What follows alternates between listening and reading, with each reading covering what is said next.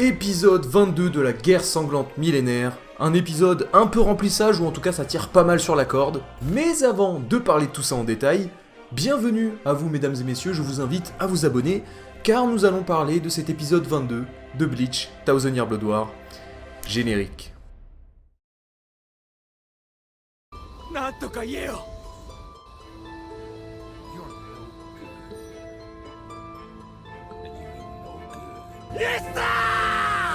C'est la réalité, pourtant si dure à accepter pour notre héros, mais son ami est effectivement passé dans le camp ennemi. Pour le coup, on a un épisode très loin d'être excellent, j'ai tout de même noté pas mal de passages intéressants, parlons-en sans plus tarder. Alors déjà, pour combler un peu de temps d'écran, ils ont rajouté une scène où Byakuya se frite avec des Quincy, et bien évidemment on n'aura pas de suite à ce combat-là, et dans tous les cas en vrai, on s'en branle. Aussi, on nous remontre Komamura sous sa forme de condamné, histoire qu'on n'oublie pas qu'il est toujours présent, pourquoi pas. Yoruichi, que l'on n'avait pas vu depuis plus de 10 ans, revient à l'écran, mais rien d'exceptionnel. Cependant, on a le retour de quelques Arrancars, et même si c'est pas les plus forts, putain qu'est-ce que ça me fait plaisir. Ça me rappelle lorsque Bleach était à son prime. Et je jure que limite, l'épisode m'a paru meilleur parce qu'ils étaient là. Alors l'épisode commence par ce qu'on pourrait appeler une phase d'acceptation. Ichigo, Orihime et Chad, mais surtout Ichigo, se doivent de reconnaître que leur ami fait désormais partie de la jeunesse hitlérienne.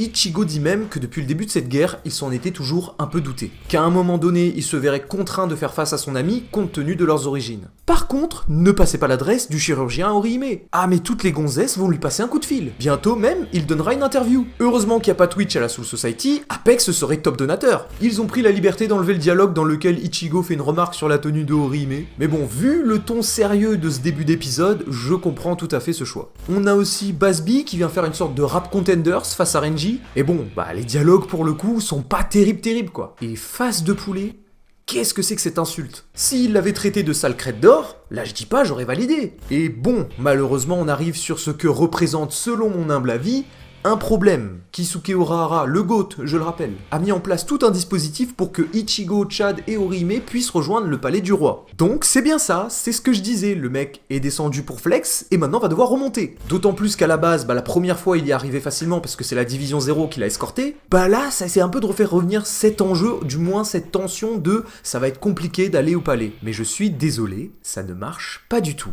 Et surtout un truc qui m'énerve dans cet arc et qui n'a rien d'un flex, mais vraiment. Oui, on savait que les méchants allaient faire ça, ça et ça, on a donc tout prévu. En fait, ta gueule.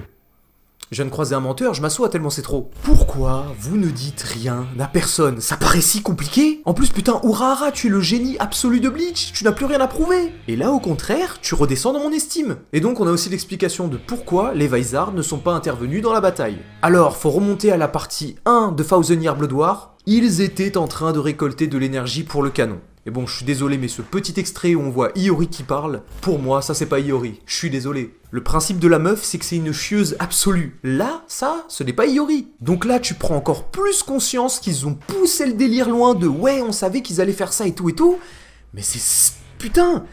Je vais jurer des gens, là, je vais jurer des darons, c'est pas possible, vos grand-mères les tricératops au bout d'un moment. Ils sont en voie de disparition. On dirait que pour Kubo, c'était l'excuse scénaristique parfaite pour justifier à quel point ils peuvent bouger, anticiper et agir aussi rapidement. À présent, parlons du gros de cet épisode. Madarame et Yumishika affrontent Giselle, Gigi pour les intimes. Et de nulle part, ça émet l'hypothèse que c'est en réalité un homme. Ouais les gars, ça dit quoi là? T'entends ça, c'est vrai que ça fait réfléchir. Et au vu de la réaction du personnage et du manque de réponse, on reste un peu dans le flou. Mais fort à parier qu'elle est bien thaïlandaise. Par contre, je me dois de le reconnaître, son pouvoir est bien mis en avant dans cet épisode. Et il amène au pire des choix pour les Shinigami, se contraindre de devoir s'éliminer, donc de se traumatiser en tuant ses camarades. Bambietta, que l'on croyait avoir disparu à jamais, revient sur le champ de bataille, désormais sous la forme d'un zombie. Et la manière avec laquelle elle, ou il, on s'en fout, la maltraite, la soumet comme une esclave, c'est le mot approprié, ça m'a fait ressentir de la pitié pour Bambietta. Tu la vois, elle se prend des gifles, la meuf, elle est en train de chialer sa race. J'avais qu'une envie, c'est de voir le karma lui péter la gueule à l'autre. Un combat s'engage alors. C'est dynamique, on revoit des techniques de Kido, on retourne un peu aux sources de Bleach, ça fait super plaisir. Et lorsque nos deux compères étaient à deux doigts de se faire transformer à leur tour, le capitaine Kurotsushi Mayuri débarque. Toujours avec ce drôle d'accoutrement, mais avec la mise en scène et les plans caméra, mais en fait on veut juste le faire passer pour Dieu, c'est abusé. Gigi perd pas de temps et envoie Bambietta qui lui rafale de bombes. Et le mec lui a renvoyé entièrement son attaque, grâce à des putains de Pokéballs. Alors je suis désolé, j'étais obligé de faire la blague. Il y en a même qui disaient que c'était là qu'était Sacha après être devenu meilleur dresseur. Gigi pense alors renverser la situation en envoyant une horde de zombies Shinigami. Qui oserait s'en prendre au sien, sans déconner? Bon bah Mayuri, on le sait bien, il le ferait, même volontiers. Mais le type décide de jouer la carte du mec qui a des principes et envoie à la place les Arrancars. Et cette apparition permet de les remettre bien en lumière, surtout pour Charlotte qui se débarrasse d'un Stern Ritter sans utiliser son sabre. Et il vient remettre une couche sur la question du sexe de Gigi. Il se doit de l'affronter parce qu'il cite qu'ils se ressemblent beaucoup. Je pense qu'à partir de maintenant, le doute est levé, hein, avec tous ces sous-entendus, à un moment on a capté. Il décide alors d'en finir avec le zombie de Bambietta en envoyant son attaque ultime.